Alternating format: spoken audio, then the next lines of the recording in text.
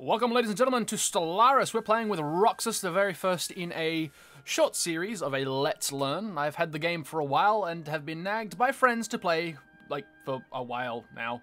I've finally caved. Roxas is going to teach me most of the basics. We've got a few quality of life mods, and the links for those will be in the description below.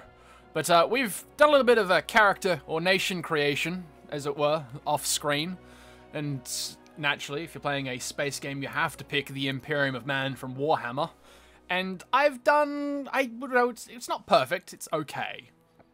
It's got, you know, a few things that could be better and a few things that I would like to have but wasn't able to acquire as a result of the way that game is set out, as it were. But we are the Imperium of Man. We're an authoritarian, militaristic, spiritualist nation. In the aeons past, since the first primitive human communities took shape amid the great dune seas of terror, our civilization has spread and prospered. And if you want to read the rest of that, pause the video, because no, talking is just, no. Anyway, hello Roxas! Hello. So, let's start with some of the basics.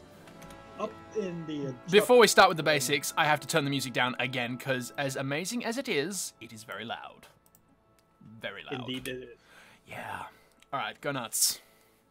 Yeah, on the top of the screen, you can see different symbols. We have our energy, we have our minerals.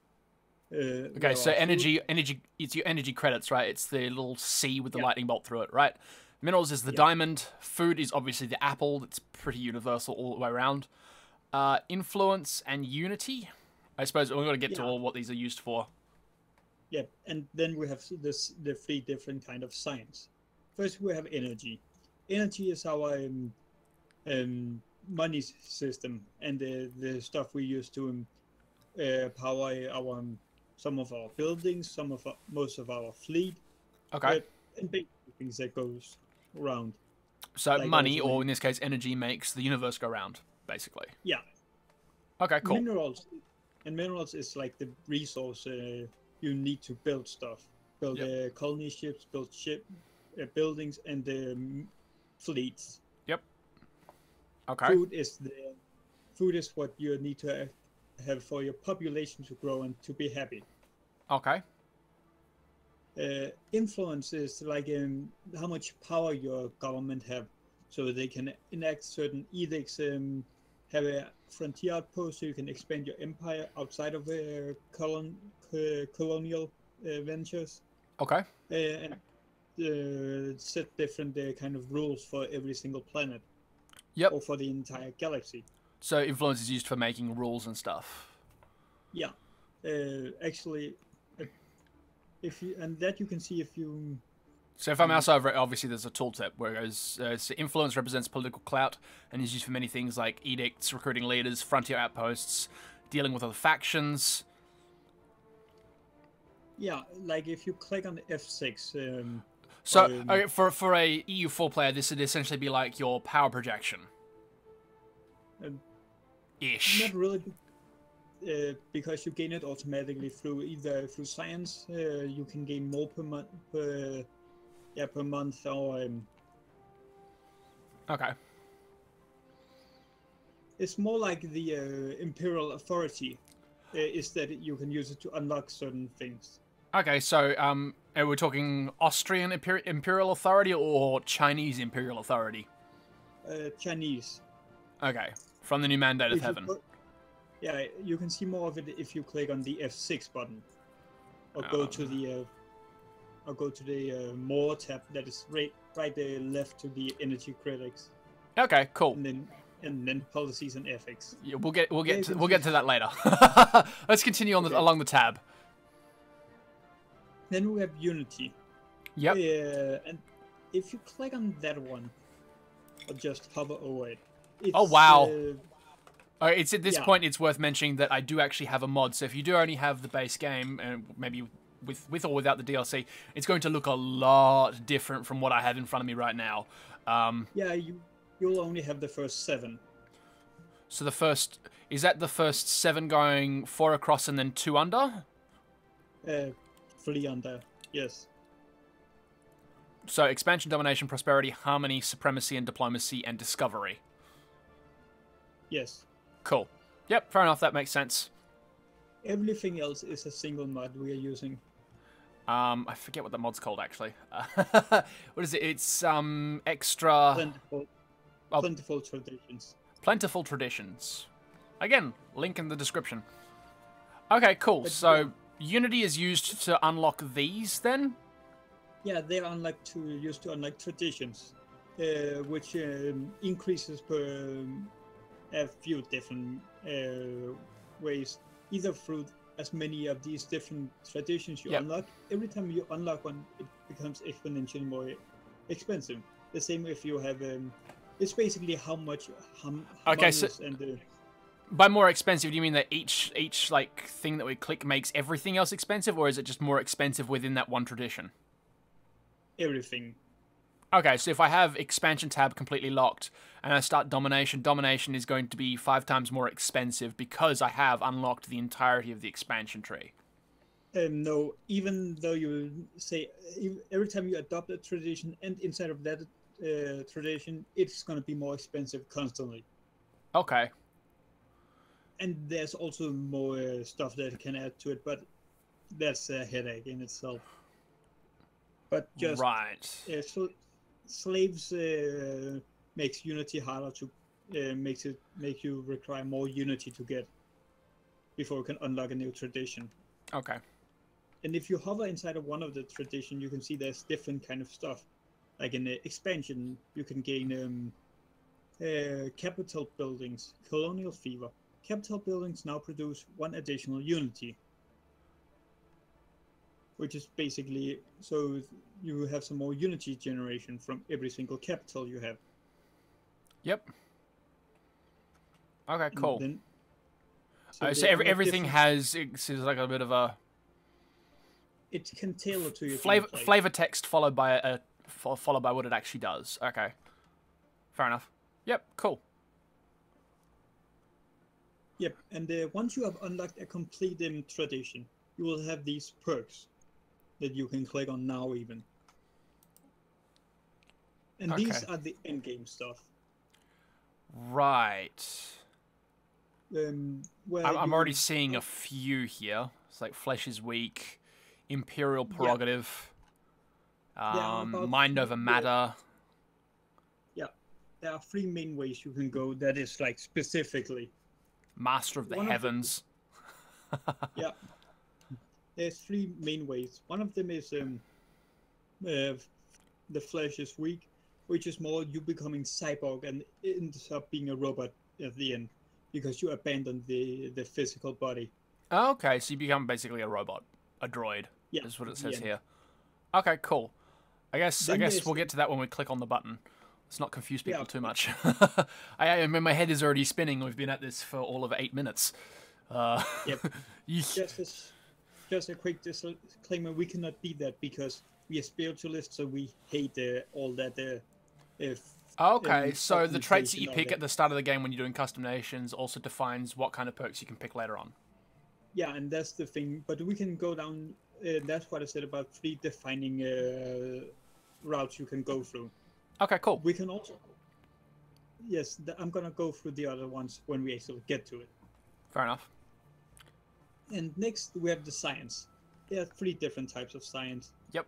Physics, social, and engineering. And so the plus number is how much we gain per, like, tick? Like month. Yeah, so every monthly tick we gain 6 of whatever, or 7 of whatever the case may be. Or is that how fast it goes? It's how much you gain each month. Okay.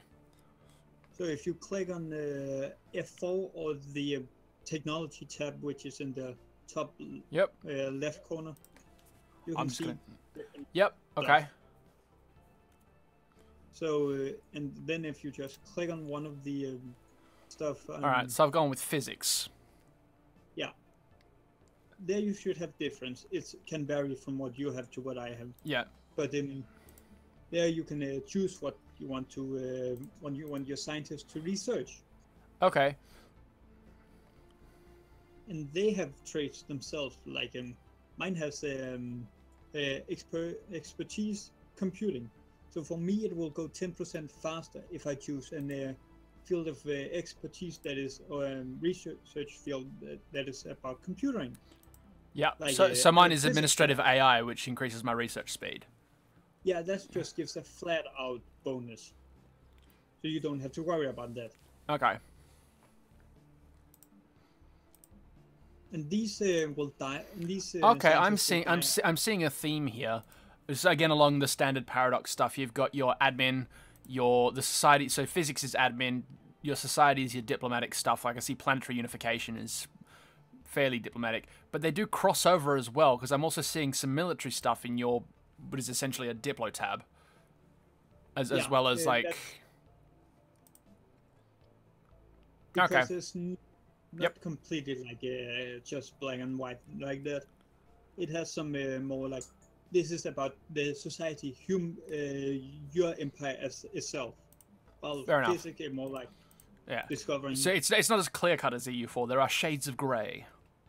Yes. Okay, cool. I will pick some research later. Let's moving on. Yes, and then you have the outliner. Yep. Which is basically the planet quick menu. Yep. So like things like the strategic resources and stuff, your directly controlled colonized systems and naval capacity. That's just stuff that happens in game.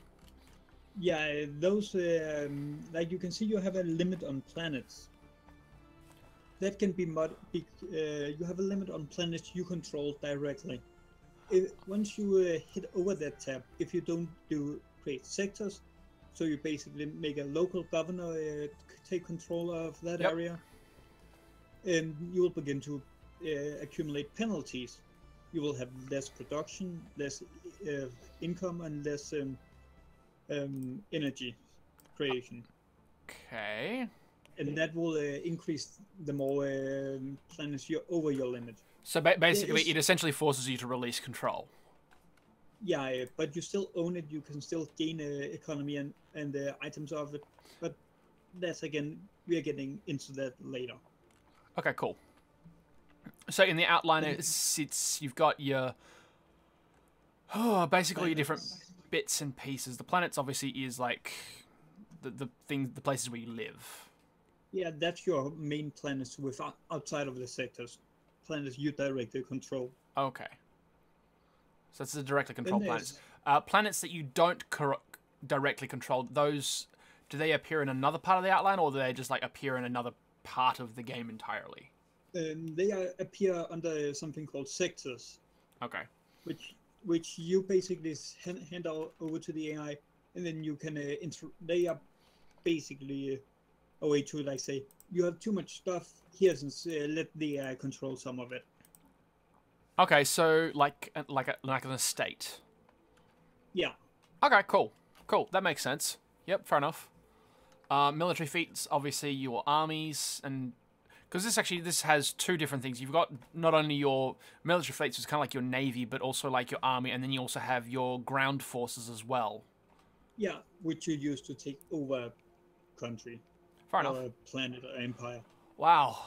There's a lot to take in. Construction ships, the builders, obviously, the builders of the game, and the science ships. What do the science ships do? Those you use to discover the universe, find secrets, find planets, what they hold, and if they're habitable or not. Okay. So they help you expand, essentially. Without them, you wouldn't be able to find planets to go and live on. Yeah, and cool. Also you can sometimes find special stuff that I'm gonna let you find. Okay, cool. And your rally points are just essentially, they're like... here. Quick links. Yes. Cool. And so you can have different rally points for different things that allow you to like just jump from galaxy to galaxy, essentially. Yes. Without clicking on the map. And one trick I normally use is I split up the navies and start. Okay.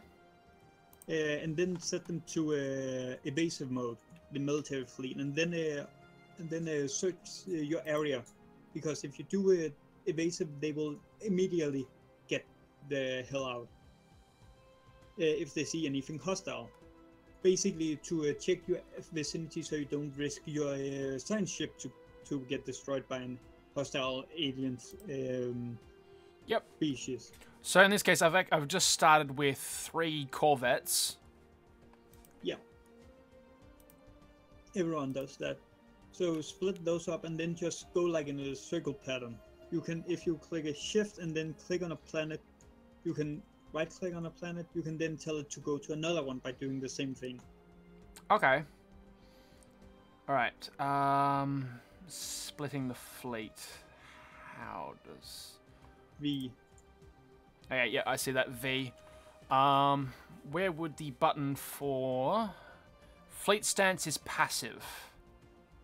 Yes, you need to make that one evasive. Because otherwise they will just ignore it. Here, since they will emergency FTL if they see anything hostile, so they will as quick as they possibly can. Okay.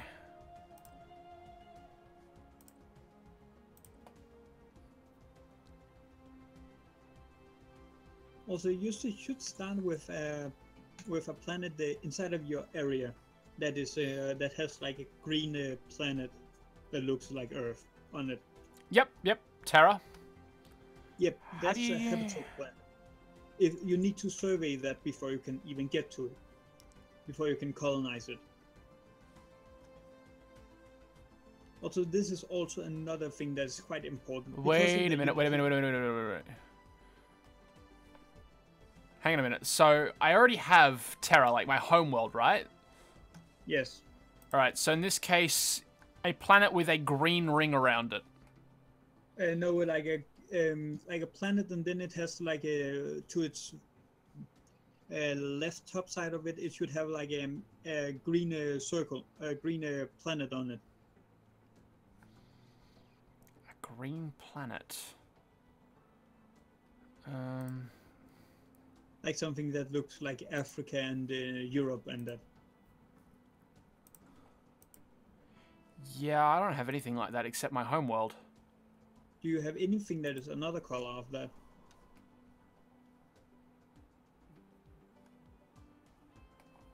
You will, if you don't, you will see it in a bit. Yeah. Whenever you explore. But those are yeah, I don't have that right now because I basically picked the Sol system essentially as my starting system, so I've only got Earth. Yeah, no, I'm talking about on the galactic view. Oh, I don't even know how to get to the galactic view. We might want to cover that. You click on the you. Oh, M or E, M, right? Yeah, or you click on the button. Okay. You're gonna spend most of your time on this screen anyway. Okay. Yep. So we've picked a small spiral galaxy essentially. Yes. Right. But now you should be able to see it. Okay, so I've got Barnard Star, which has it's a little red dot. Alpha Centauri is a bright yellow dot. Sirius is a bright blue dot, and anything within the Sol system is covered. Basically, it's my territory essentially, so it's covered in a green thing. Oh, you have a green border. I'm just gonna show you it, try it, and then you can let the viewer see it or something. But like that. Probably at the beginning of the next episode. Let's...